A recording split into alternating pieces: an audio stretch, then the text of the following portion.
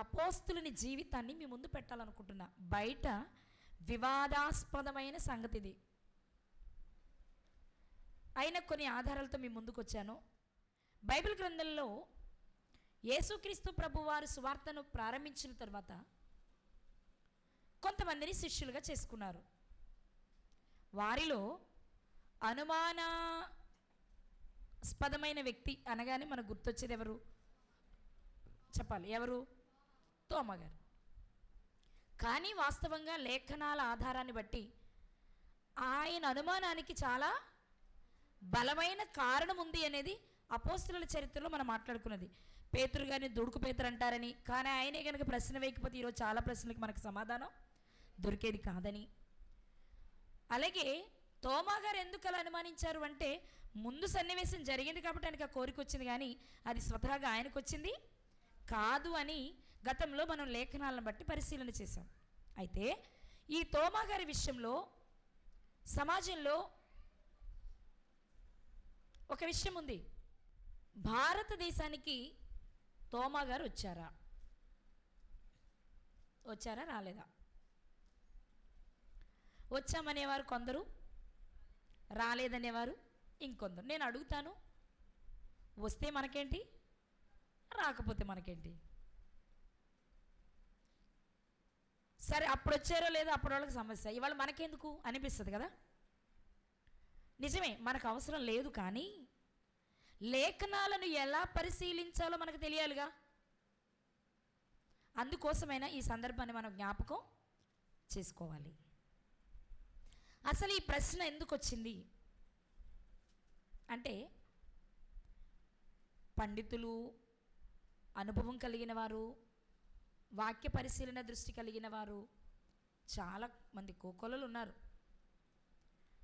వీళ్ళలో యేసుక్రీస్తు వారిని గూర్చి, తోమా గారిని గూర్చి ఈ సందేహం ఉంటుంది.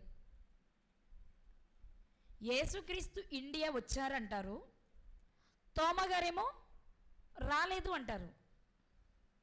ఒకసారి అంటే నేను రెండు చెప్పలేను, కానీ ఈ మధ్య కాలంలోనే యేసుక్రీస్తు వారు ఇండియా వచ్చారా, కాశ్మీర్ వచ్చారా, లేదా కన్యాకుమారి ఎక్కడికి వచ్చారనే ఒక టాపిక్ మాట్లాడేసుకున్నాం మనం. సో నేను అది చెప్పాలనుకోవట్లేదు, కానీ తోమా గారు ఇండియా వచ్చారా, అసలు ఏం జరిగింది, ఎందుకు ఈ ప్రశ్న, ఈ ప్రశ్నకి బైబిల్ ఏం సమాధానం చెప్తుంది, అది మనకు ముఖ్యం. బైబిల్ ఏది చెప్తే అదే విషయాన్ని బయట ఎవరు చెప్తే అది రైట్, మనం అది తీసుకోవడమే. మన అసలు ఎస్టీడబ్ల్యూజీ వాళ్ళ నినాదమే, మోటోనే బైబిల్ ఏది చెప్తే అది మనం అంగీకరించడమే. ఒకవేళ మనకు తెలియలేదా, మనం చెప్పింది తప్పకుండా ఒప్పుకొని మార్చుకోవడమే. అది బైబిల్ చెప్పాలి, మన మనసు దాన్ని యాక్సెప్ట్ చేయాలి కదా. ఇప్పుడు ఆలోచన చేద్దాం, తోమా గారు ఇండియా వచ్చారా? ఇండియానే వచ్చారా అని ఎందుకన్నారు, తోమా గారు వచ్చారా అని ఎందుకన్నారంటే, చరిత్రలో ఉన్న విషయం ఏంటి అంటే, అపోస్తులులంతా ఒక్కొక్క ప్రదేశానికి చీట్లు వేసుకొని ఆ ప్రాంతానికి సువార్త చెప్పడానికి వెళ్ళిపోయారు. ఇప్పుడు తోమా గారి పేరు కూడా చీటీ వేశారు. తోమా గారు ఇండియా వెళ్ళాలి అని చీటీ వచ్చింది. అప్పట్లో చీట్లు వేసేవారు కదా, మత్తయి గారిని ఎంపిక చేసుకోవడానికి చీట్లు వేశారు, మనకు తెలిసిన విషయం. అప్పుడు తోమా గారు నేను వెళ్ళనన్నారని, కానీ దేవుడు ఒకసారి మాటిస్తే వాళ్ళతోనూ ఆ పని చేయిస్తారు కదా. కాబట్టి తోమా గారు వచ్చారని కొందరంటే, అబ్బాయి రాలేదు అని కొందరు అంటున్నారు. ఏం జరుగుంటుంది? తోమా గారే ఎందుకు ఇండియా అని, ఎందుకంటే మరి మనం ఇండియాలోనే ఉన్నాంగా, ఇండియా వచ్చింది తోమా గారు అంటున్నారు కాబట్టి ఈ రెండే చూస్తున్నాం మనం ఇప్పుడు. నా మాట అర్థమైందా మీకు? తోమా గారిని ఎందుకు, ఇండియానే ఎందుకంటే మనం ఇండియాలో ఉన్నాం కాబట్టి, ఇండియా వచ్చింది తోమా గారు అంటున్నారు కాబట్టి. ఓకే, వస్తే వచ్చి ఉండొచ్చు, తప్పేముంది, రావడానికి ఛాన్సే లేదు అంటున్నారు కొంతమంది పెద్దలు. వాళ్ళు ఎందుకు అంటున్నారు, వాళ్ళు అన్నది నిజమేనా? ఈ రాత్రి చాలా సింపుల్గా వినే ప్రయత్నం చేద్దాం. ఇది మీరు గుర్తుపెట్టుకున్నప్పుడు ఆయన వచ్చారా లేదా అనే దానికంటే ఆ విషయాన్ని మనం ఎలా నేర్చుకోవాలి బైబిల్లో నుండి అనే దానికోసం మనం నేర్చుకుంటున్నాం. అంటే వాక్యాన్ని ఎలా పరిశీలించాలనేది ఇందులో మెయిన్ పాయింట్ మీరు గుర్తించాల్సింది. ఇప్పుడు ఇండియా రాలేదు అనడానికి కారణం ఏంటి అంటే, యేసుక్రీస్తు ప్రభువారు 12 మందిని ఏర్పాటు చేసి ఒక మాట చెప్పారు. ఏమని? మత్తయి గారు రాసిన సువార్త 10వ అధ్యాయము 5వ వచనం. మత్తయి సువార్త 10వ అధ్యాయము 5వ వచనం. యేసు ఆ 12 మందిని పంపుచు వారిని చూచి వారికి ఆజ్ఞాపించినదేమనగా, మీరు అన్యజనుల దారిలోనికి వెళ్ళకుడి. యేసుక్రీస్తు వారు శిష్యులకు చెప్పిన మాట ఏంటండి? మరి ఎక్కడికి వెళ్ళాలి? 6వ వచనం. మరి ఎక్కడికి వెళ్ళాలి? ఇశ్రాయేలు వంశములోని నశించిన గొర్రెల యొద్దకే వెళ్ళుడి. యేసుక్రీస్తు వారు 12 మందిని ఏర్పాటు చేసుకుని వారిని ఇద్దరిద్దరిని చొప్పున సమాజంలోనికి పంపిస్తున్నప్పుడు ఒక సూచన చేశారు ఆయన. ఏమనంటే, అన్యజనుల దారిలోనికి. మరి ఎక్కడికి వెళ్ళాలి ప్రభువా? నశించిన ఇశ్రాయేలీయుల యొద్దకే వెళ్ళమని చెప్పారు. ఎవరికి మాట చెప్పింది? ఆన్సర్ చెప్పాలి అందరూ కుర్చీలో ఉన్నవాళ్ళు. 12 మంది శిష్యులకు చెప్పారు. చెప్పారా? రైట్, చెప్పేశారు. ఇప్పుడు ఇండియా ఇశ్రాయేలీయులదా అన్యుల దేశమా? ఇక్కడ ఇశ్రాయేలీయులు లేరు. అన్యుల్లో నుండి వచ్చిన అన్యులంటే విగ్రహారాధికులని కాదు. ఇశ్రాయేలీయులు కాని వారంతా అన్యులే. మనం అలాంటి వారమే. మనం ఇశ్రాయేలీయులు ఏ గోత్రానికి చెందిన వారం కాదు. ఇప్పుడు ఇండియా అన్యజనులు ఉండే ప్రదేశం అయినప్పుడు,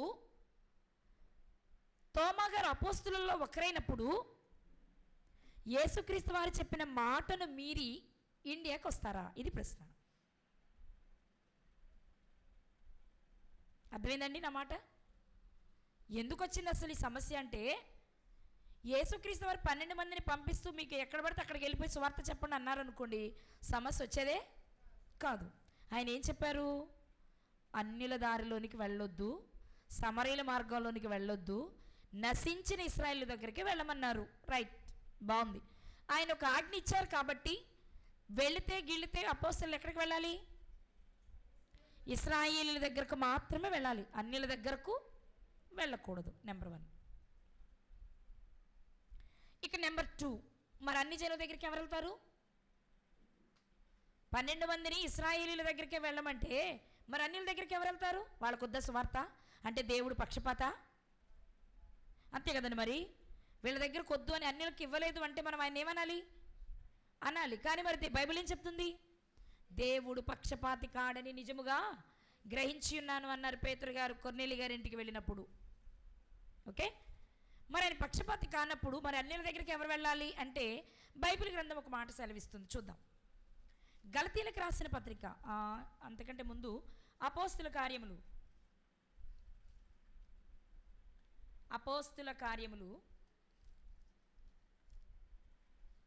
9వ అధ్యాయము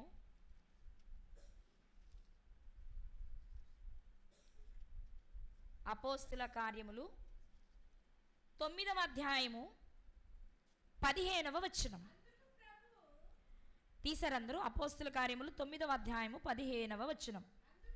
అందుకు ప్రభువు, నీవు వెళ్ళుము, అన్యజనుల ఎదుటను రాజుల ఎదుటను ఇశ్రాయేలీయుల ఎదుటను నా నామమును భరించుటకు ఇతడు నేను ఏర్పరచుకొనిన సాధనమై ఉన్నాడు.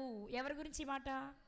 పౌలు గారిని గురించి మాట్లాడుతూ ఇశ్రాయేలీలే కాదు అన్యజనుల ఎదుట అనే మాట మీకు కనిపించింది. అంటే ఇశ్రాయేలీలకు సువార్త ప్రకటించడానికి అపోస్తులను ఏర్పాటు చేస్తే ఇశ్రాయేలీలతో పాటు అన్ని జనులకు కూడా సువార్తను ప్రకటించడానికి ఎవరు ఎంపిక చేసుకున్నారు? పౌలు. ఇశ్రాయేలీలకు ఎవరు చెప్పాలి సువార్త? సరిగా చెప్పండి. ఇశ్రాయేలీలకు ఎవరు చెప్పాలి? శిష్యులు చెప్పాలి. అన్ని జనులకు ఎవరు చెప్పాలి? పౌలు గారు. అంటే ఇశ్రాయేలీలకు వారు ఉన్నారు కాబట్టి అన్ని జనులకు చెప్పడానికి ఉంది అవకాశం. నిజంగానే ఆ మాట మరో సందర్భంలో రుజువు చేసుకుందాం. ఇప్పుడు తీద్దాం గలతీ పత్రిక 2వ అధ్యాయము 8-9 వచనాలు కలిసి ఉంటాయి. అనగా సున్నతి పొందిన వారికి అపోస్తులుడవుటకు పేతురునకు సామర్థ్యము కలుగ చేసిన వాడే అన్యజనులకు అపోస్తులుడవుటకు నాకును సామర్థ్యము కలుగ చేసినని వారు గ్రహించినప్పుడు స్తంభాలుగా ఎంచబడిన యాకోబు, కేఫా, యోహాను అనువారు నాకు అనుగ్రహింపబడిన కృపను కనుగొని మేము అన్యజనులకును తాము సున్నతి పొందిన వారికిని అపోస్తులుగా ఉండవలెనని చెప్పి తమతో పాలివారమనుటకు సూచనగా నాకును బర్నబాకును కుడి చేతినిచ్చిరి. నా వైపు చూడాలి ఇప్పుడు మీరు. పౌలు గారు చెప్తున్నారు గలతీలో ఉన్న సంఘానికి. ఎవరికండి? గట్టిగా చెప్పండి. ఎవరు చెప్తున్నారు? ఏమనంటే ఇశ్రాయేలీయులకు అపోస్తులుడుగా ఉండటానికి పేతురుని ఏర్పాటు చేశారు, లేక అపోస్తుల్ని 12 మందిని ఏర్పాటు చేశారు. అపోస్తులుడుగా ఉండడం అంటే శిష్యుడుగా, అపోస్తులుడు అంటేనే 12 మంది. ఇశ్రాయేలీయులకు అపోస్తులైతే అన్యజనులకు అపోస్తులు ఎవరు? నేను, పౌలను, నేను, నాతో ఉన్న బర్నబా అనుకోండి. ఇక్కడ క్లారిటీ ఇచ్చేస్తున్నారు పౌలు గారు. ఏమని? ఇశ్రాయేలీలకు 12 మంది, అన్యజనులకు నేను. అక్కడికే తీసుకుందాం, మిగిలిన వదిలిపెడదాం. 12 మంది ఇశ్రాయేలీలకైతే అన్యజనులకు 13వ వాడు అనుకోవాలి. ఇప్పుడు మీరు చెప్పండి, భారతదేశం అన్యదేశం, అన్ని జాతుల వారు, అన్ని మతాల వారు ఉన్న దేశం. మరి అన్యులైన వీళ్ళ దగ్గరకు ఒకవేళ వస్తే ఎవరు రావాలి? చెప్పాలి, ఎవరు రావాలి? అపోస్తులు రావడానికి లేదు, ఎందుకంటే ఇక్కడ ఉన్నవారు ఇశ్రాయేలీయులు కాదు కాబట్టి. ఒకవేళ వస్తే పౌలు గారు రావాలి, అన్ని జనులకు ఆయన అపోస్తుడు కాబట్టి. ఇక్కడ జరిగిందేంటి? ఇక్కడున్న వారు ఇశ్రాయేలీయులు కాకపోయినా అన్ని జనులకు వాక్యం చెప్పాల్సిన పౌలు గారు రాలా. అందుకే చాలామందికి ఉన్న అభిప్రాయం ఏంటంటే తోమా ఇండియాకి రాలేదు. వాస్తవేగా క్లారిటీగానే ఉందిగా మనకి. ఏమన్నా కుర్చీలో ఉన్నాడు చెప్పండి, ఉందా? ఉంది కదా. ఇశ్రాయేలుకి ఎవరు చెప్పాలి? 12 మంది అపోస్తులు చెప్పాలి. అన్ని జనులకు ఎవరు చెప్పాలి? 13వ అపోస్తులుడు చెప్పాలి. 13వ అపోస్తులుడు చెప్పాలి. కానీ ఇండియాకి వచ్చింది ఎవరు? తోమా గారు అంటుంది సమాజం. ఇది అవడానికి ఉందా ఛాన్స్? ఇప్పటివరకు మనం చూసుకున్న విషయాల ప్రకారం అయితే తోమా గారు రావడానికి ఛాన్స్ ఉందా? ఒకవేళ వస్తే ఎవరు వచ్చి ఉండాలి? కానీ పౌలు గారు రాలేదు. పక్కా పౌలు గారు రాలేదు, తోమా గారు వచ్చారంటున్నారు. ఎలా వస్తారు? దేవుడు చెప్పకుండా. కాబట్టి అన్యజనులకు సువార్త ప్రకటించడానికి పౌలుకి దేవుడు అధికారం ఇచ్చాడు. వస్తేగిస్తే పౌలు రావాలి, కానీ తోమా గారు రావడానికి వీలు లేదు అంటుంది. రైట్, నిజమే. ఇక్కడ వరకు విన్న విషయాలను బట్టి చూస్తే అన్యజనులకు సువార్త ప్రకటించడానికి పౌలు గారికి మాత్రమే అధికారం ఉంది కాబట్టి రైట్. ఇప్పుడు మనం వాక్యాన్ని పరిశీలన చేయాలి. ఏంటి ఇప్పటివరకు చూసింది వాక్యంలోనేగా? మరి ఇప్పటివరకు చూసిన వాక్యంలో కదా, కానీ ఇంకా పరిశీలించాలి. అసలు ఎందుకంటున్నారు నిప్పులేందే పొగరాదు కదా? నిజంగానే ఆయన రాకపోతే ఇంకే అపోస్తులుడిది పెట్టకుండా తోమా గారిది ఎందుకు పెట్టాలి? తోమా గారి సమాధులు ఎందుకు ఉండాలి? తోమా గారు వెళ్ళిన సంఘాలు ఎందుకు ఉండాలి? తోమా గారు కట్టిన చర్చిలు ఎందుకు ఉండాలి? అంతే కదండి. ఇండియాలో ఉన్నాయంటే మిగిలిన వారు అంగీకరించకపోతే ఆ మందిరం కడితే ఒప్పుకుంటారా? ఒప్పుకోరు కదా. ఎందుకు జరగాలి అని మనం పరిశీలన చేస్తే ఒక చిన్న మెలుకు తీస్తే మనకు కొంచెం ఆన్సర్ దొరుకుతుంది. అదేంటంటే నిజమే, అపోస్తులు 12 మంది ఎవరి దగ్గరికి వెళ్ళాలి? దగ్గరికే వెళ్ళాలి. అయితే కొర్నేలి గారు ఎవరు? కొర్నేలి గారు ఎవరు? అన్యుడు. కొర్నేలి గారికి వాక్యం చెప్పడానికి ఎవరు వెళ్ళారు? పౌలు గారా? పేతురు గారు ఎవరు? మరి ఎవరికి వాక్యం చెప్పడానికి అర్హత కలిగిన వాడైనా? ఇశ్రాయేలులకు వాక్యం చెప్పవలసిన పేతురు గారు అన్యజనుడైన కొర్నేలి గారి ఇంటికి ఎందుకు వెళ్ళాడు? ఆ శతాబ్దంలోనే. ఇది మనకి రేకెత్తాల్సిన ప్రశ్న. అర్థమైందా? అంటే ముందు మనం వేసుకోవాల్సింది ఏంటంటే నిజమే, ప్రారంభంలో ఇశ్రాయేలీయుల కొరకే ఏర్పాటు చేశారు 12 మందిని, అన్యులకే ఏర్పాటు చేశారు పౌలు గారిని. అయితే ఇది ముందే ఆ సిద్ధాంతంలో నుంచి, ఆ థీరీలో నుంచి దేవుడు వారిని అప్పుడే బయటకు తెచ్చారు అనడానికే కొర్నేలి గారిది పేతురు గారిది సందర్భం. నా మాట అర్థమైందా మీకు? మీరు ఇప్పుడు మీకు ఇంకో డౌట్ వస్తుంది, ఏమనంటే దేవుడు చెప్పాడు కాబట్టి పేతురు గారు వెళ్ళారండి, దర్శనంలో చూపించారు కాబట్టి. దర్శనంలో ఎందుకు చూపించాలి? ముందో మాట చెప్పారుగా వెళ్ళొద్దని, అంతే కదా. ఇక్కడ మనం గ్రహించాల్సింది ఏంటి అంటే, మొదట మీరు ఇశ్రాయేలీలు, ఆ తర్వాత స్లోగా అవసరమైతే అన్యుల దగ్గర కూడా మీరు వెళ్ళాలి. నా మాట అర్థమవుతుంది అనుకుంటున్నా. మొదటి ఇశ్రాయేలు దగ్గరికే, నశించిన ఇశ్రాయేలు దగ్గరికే, తర్వాత అక్కడితోనే వాక్కూడదు. నిజంగా అదే అయితే పేతురు గారిని కాకుండా ఇంకా 4 రోజులు ఆపి పౌలు గారు వచ్చిన తర్వాత పౌలు గారు పంపించలేరా దేవుడు? అదే వాక్యం స్థిరపడాలి అంటే ఏం జరగాలి? కొర్నేలి గారి పీరియడ్, పౌలు గారి పీరియడ్ ఒకటి అవ్వాలి. పౌలు గారు వెళ్ళి కొర్నేలి గారికి వాక్యం చెప్పాలి, అంతేనా? కానీ మార్పు జరిగిందంటే ఒక్క కొర్నేలి గారి విషయమనే కాదు, అక్కడ నుంచి అసలు విషయాన్నే మారుస్తూ వచ్చారు ఆయన. అయిపోయింది, ఇశ్రాయేలుకి చెప్పే పీరియడ్ అయిపోయింది, అన్ని జనులకు కూడా సువార్తను ప్రకటించాలి.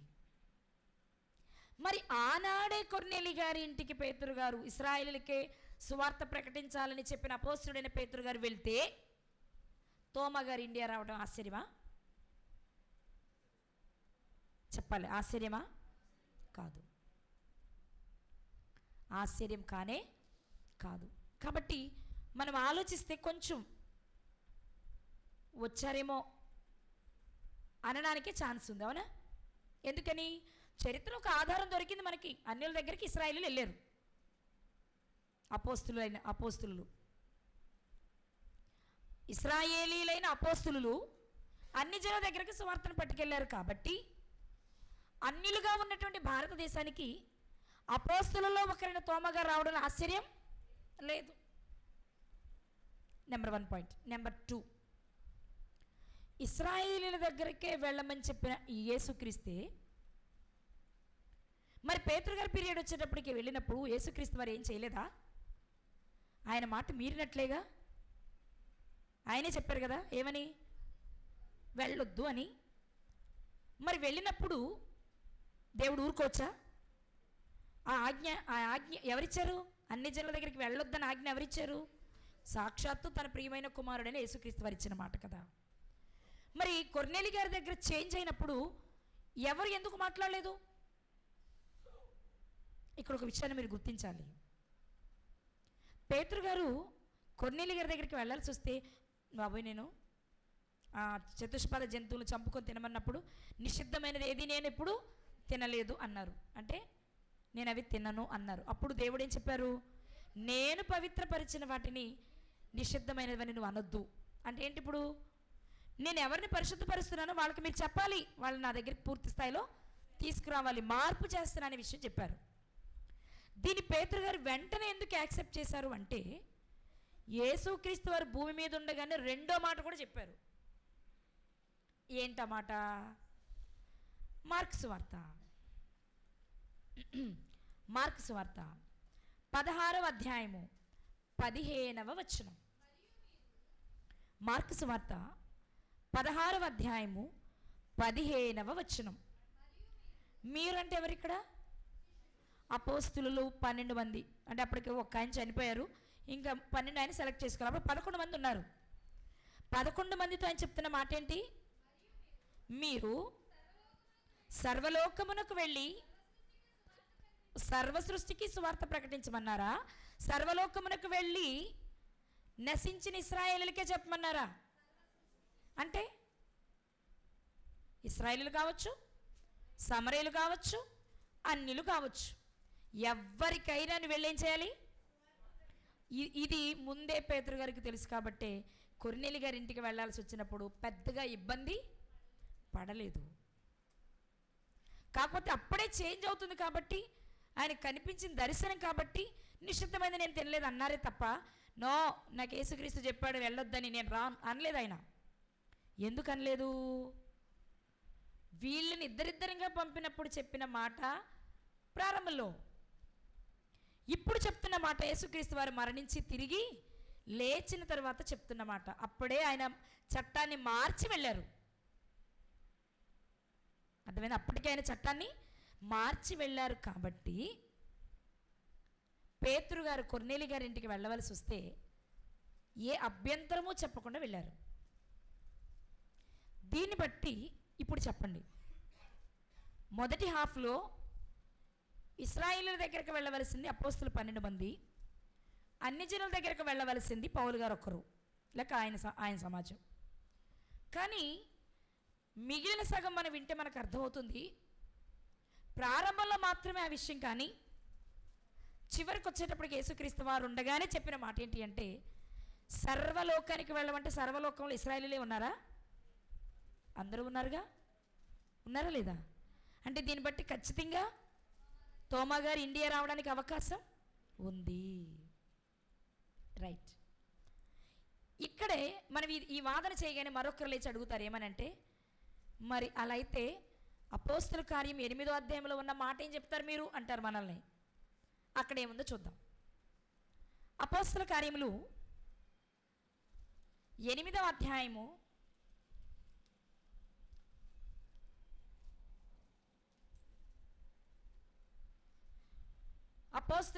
8వ అధ్యాయము మొదటి వచనం. ఆ కాలమందు యెరూషలేములోని సంఘమునకు గొప్ప హింస కలిగినందున అపోస్తలులు తప్ప అందరూ యూదయ సమరయ దేశములయందు చెదరిపోయిరి. నా వైపు చూడండి. పై సందర్భంలో స్టెఫెను గారు మరణించారు. ఎవరండి? స్టెఫెను గారు మరణించారు. ఆ సందర్భంలో స్టెఫెను గారి మరణం తర్వాత సంఘానికి భయంకరమైన హింస కలిగింది. ఎందుకు కలిగిందంటే, హింస కారణం ఎవరు మీరు చెప్పండి? పౌలుగా మారిన సౌలు గారే కదా. ఆ హింస కలిగినప్పుడట బాగా చూడాలి మీరు, అందరూ చెదిరిపోయారు, కానీ అక్కడ రాయబడిన మాట అపోస్తలులు తప్ప. వీళ్ళు ఎక్కడున్నారు? యెరూషలేములోనే ఉన్నారు, కానీ ఎక్కడికి వెళ్ళలేదు. ఇప్పుడు చూపిస్తారు. రైట్, నిజమే, మరి ఇది కూడా రైటేగా. అంత శ్రమ కలిగిన యెరూషలేములోనే వీరున్నారు. ఉన్నారనే మాట ఇక్కడ కనిపిస్తుంది. ఇంతేకాదు, మీరు ఇంకా ముందుకు వస్తే గారడి సీమోను సందర్భం, అక్కడికి ఫిలిప్ గారు వెళ్ళి సువార్తను ప్రకటించటం, అక్కడి వారు బాప్తిసం పొందినప్పుడు వారు పరిశుద్ధాత్మను పొందకుండా ఉన్నప్పుడు యెరూషలేము నుండే పేతురు గారు యోహాను గారు వచ్చారు. వీరి మీద చేతులుంచితే వీరు పరిశుద్ధాత్మను పొందుకున్నారు. ఇప్పుడు సమరయ ప్రాంతంలో బాగా వినాలి మీరు, సమరయ ప్రాంతంలో సువార్త వినబడుతుంది కదా. సువార్తను చెప్తున్నది ఎవరు ఇప్పుడు సమరయలో? ఫిలిప్ గారు. ఎవరండి? ఫిలిప్ గారు. ఫిలిప్ గారు ఎవరు? అన్యుడా? ఇశ్రాయేలీడా? అపోస్తులుడా?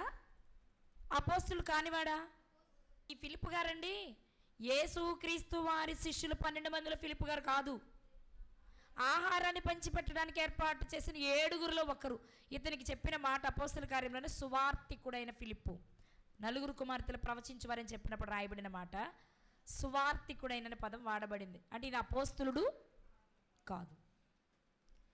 ఇప్పుడు నేను అడుగుతాను, సమరయలో సువార్తను ప్రకటించాల్సింది ఎవరు?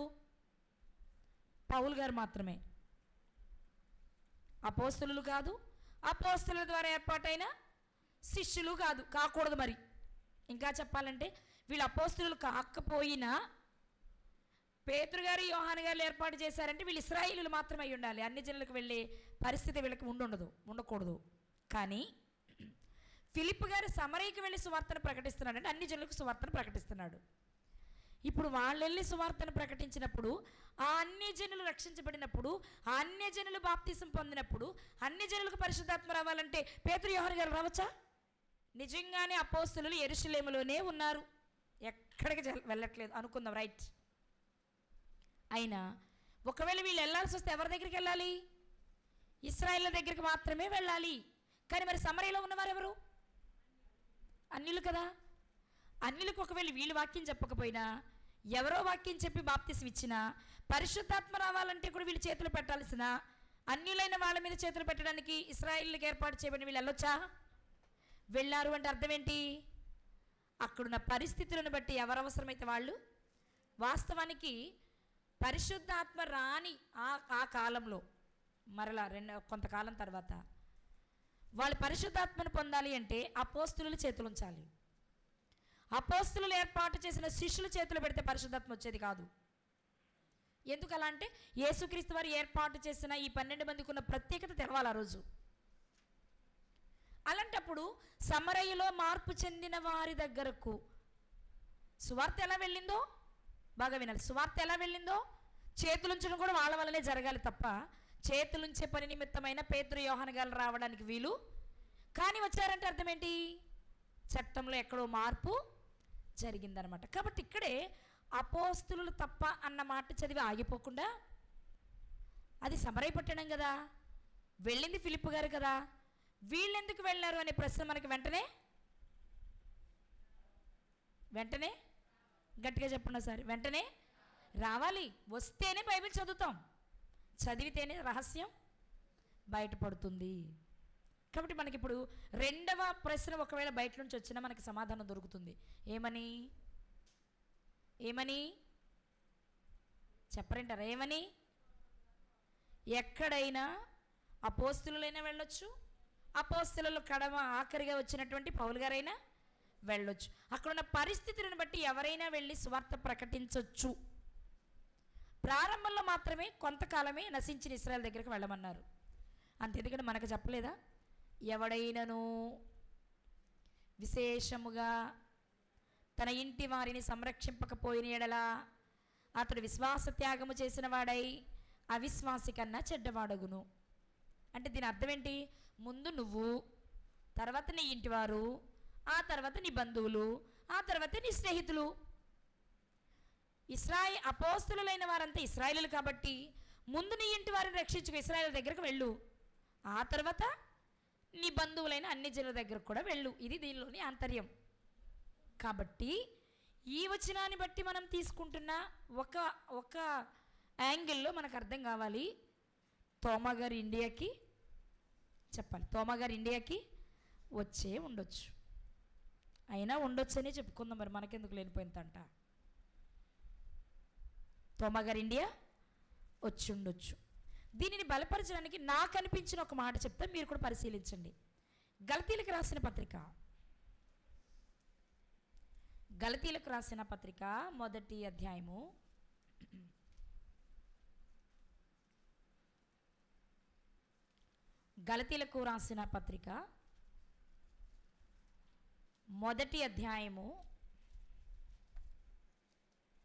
17 నుండి చదువుకుందాం. పౌలు గారు గలతీలో ఉన్న సంఘానికి చెప్తున్నమాట, నాకంటే ముందుగా అపోస్తులైన వారి యొద్దకు యెరూషలేమునకైనను వెళ్ళను లేదు గాని వెంటనే అరేబియా దేశములోనికి వెళ్ళి తిని పిమ్మట దమస్కు పట్టణమునకు తిరిగి వచ్చి తిని. పౌలు గారికి దమస్కు పట్టణానికి వెళ్తూ ఉండగానే వెలుగు కనిపించింది, పడిపోయారు కదా. పడిపోయిన వెంటనే 3 రోజులు సీమోన్ గారి ఇంట్లో ఉంటారు. అననీయ గారు వెళ్ళి బాప్తిస్మం ఇస్తారు. బాప్తిస్మం తీసుకున్న వెంటనే సమాజ మందిరంలోనికి వెళ్ళి బోధించినట్లు మనకి అపోస్తల కార్యాలు కనిపిస్తుంది. కానీ దానికి క్లారిఫికేషన్ ఇస్తున్నారు గలతీ పత్రికలో. ఏమని? నేను వెంటనే అపోస్తలుల దగ్గరకు వెళ్ళలేదు కానీ ఎక్కడికి వెళ్ళాను? మరి అరేబియా దేశానికి వెళ్ళాను. వెంటనే అరేబియా దేశానికి వెళ్ళాను. వెళ్ళి తిరిగొచ్చిన తర్వాత ఆ పైన 3 సంవత్సరాల తర్వాత కేఫాని పరిచయం చేసుకొనవలెనని యెరూషలేమునకు వెళ్ళా. ఎన్ని సంవత్సరాల తర్వాత వెళ్ళారు ఈయన యెరూషలేముకి? 3 సంవత్సరాల తర్వాత వెళ్ళారు. వెళ్ళినప్పుడు ఏం జరిగిందట? కేఫాను పరిచయం చేసుకొనవలెనని యెరూషలేమునకు వచ్చి అతనితో కూడా 15 దినములుంటిని. అతనిని తప్ప అపోస్తులలో మరి ఎవరిని నేను చూడలేదే. ఏమైపోయారు అందరూ? 3 సంవత్సరాల తర్వాత పౌలు గారు తిరిగి వస్తే అపోస్తులు యెరూషలేములోనే ఉంటే 15 రోజుల పాటు ఉన్న పౌలు గారు కనిపించాలా వద్దా? మాట్లాడాలి. 15 రోజులుంటే కనబడాలి కదా. కానీ నేను ఎవరిని చూడలేదట? పేతురు గారిని తప్ప ఎవ్వరిని, చెప్పాలి, పేతురు గారిని తప్ప ఎవ్వరిని చూడలేదని. అంటే ఏమై ఉండొచ్చు? పేతురు గారు తప్ప మిగిలిన వారందరూ ఆయా ప్రాంతాలకు సువార్తకు వెళ్ళుండొచ్చు. అందులో భాగంగానే తోమా గారు ఇండియాకి వచ్చి ఉండొచ్చు. అంటే మనం వెలికి తీసుకుంటున్నాం. నేను మేము కన్ఫర్మ్ చేయట్లేదు సుమా, ఛాన్సెస్ ఉన్న విషయాలు చెప్తున్నా. 2 పరిశీలిస్తున్నాం. యెరూషలేములో తప్ప ఎక్కడికి వెళ్ళలేదనగానే నిజమే, వాళ్ళు ఎక్కడికి వెళ్ళలేదనిపిస్తుంది. కానీ అక్కడే మనకు అర్థమవుతుంది అదే నిజమైతే సమరయలో ఉన్న వారికి బాప్తీసం పొందిన తర్వాత వారి మీద చేతులు ఉంచడానికి అపోస్తులు వెళ్ళకూడదు. వెళ్ళారు అంటే ఓకే మారింది అని. ఇక మరొక విషయం ఏంటి అంటే యెరూషలేములో అపోస్తులను పరిచయం చేసుకోవడానికి వచ్చారు పౌలు గారు. వచ్చారా? ఎందుకు వచ్చారని ఉందండి? పరిచయం చేసుకోవడానికే వచ్చారు. ఎంతమందితో పరిచయాలు కుదిరాయి? పేతురు గారితో మాత్రమే కుదిరింది. ఎందుకని మరి పరిచయం చేసుకోవడానికి వచ్చిన ఆయన 15 రోజులు ఉన్న ఆయన ఇంకొన్ని రోజులు ఉండొచ్చుగా.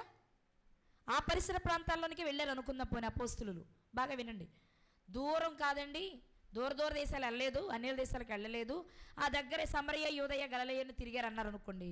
15 రోజులు వచ్చేయాలిగా. దగ్గరైతే 15 రోజులు వచ్చేయాలిగా. లేదు 15 రోజులు కాదు, నెల రోజులు వచ్చారు అనుకుందాం. ఒకవేళ నెల రోజులు అయితే 15 రోజులు ఉన్న పౌలు గారు ఇంకో 15 రోజులు ఉండకూడదా వాళ్ళ పరిచయం చేసుకోవడానికి? గొప్పవాళ్ళు కదా మరి వాళ్ళు. యేసుక్రీస్తు ఏర్పాటు చేసిన వారు కదా. పరిచయం చేసుకోవాలని వచ్చారు అంటే ఖచ్చితంగా ఏం జరగాలి? ఇక్కడ 15 రోజుల్లో వాళ్ళు కనబడనైనా జరగాలి, లేదంటే ఆ పరిసర ప్రాంతాలను ఉంటే ఇంకో 15 రోజులు పౌలు గారైనా ఉండాలి. రెండూ జరగకుండా ఆయన తిరిగి వచ్చారు అంటే అర్థం ఏంటి? 15 నెల రోజుల్లో తిరిగి వచ్చే దూరంలో లేరన్నమాట. దీన్ని బట్టి చూస్తే మొదట అపోస్తులు 12 మంది ఇశ్రాయేలు కొరకే అయినా తర్వాత అందులో మార్పు వచ్చింది. ఎందుకు? పేతురు గారు కొర్నేలి గారింటికి వెళ్ళారు, పేతురు యోహాను గారు సమరయ పట్టణానికి వచ్చారు, పౌలు గారు యెరూషలేముకు వెళ్ళేటప్పటికి పేతురు గారు తప్ప మిగిలిన వాళ్ళు ఎవరు లేరు. దీన్ని బట్టి తోమా గారు వచ్చి ఉంటారు అనడానికే ఎక్కువ, అంటే నా అభిప్రాయం అయితే నేను పరిశీలించినంత వరకు 99.9% అవకాశం ఉంది. మత్తయి గారు రాసిన సువార్త 28వ అధ్యాయము 18వ వచనంలో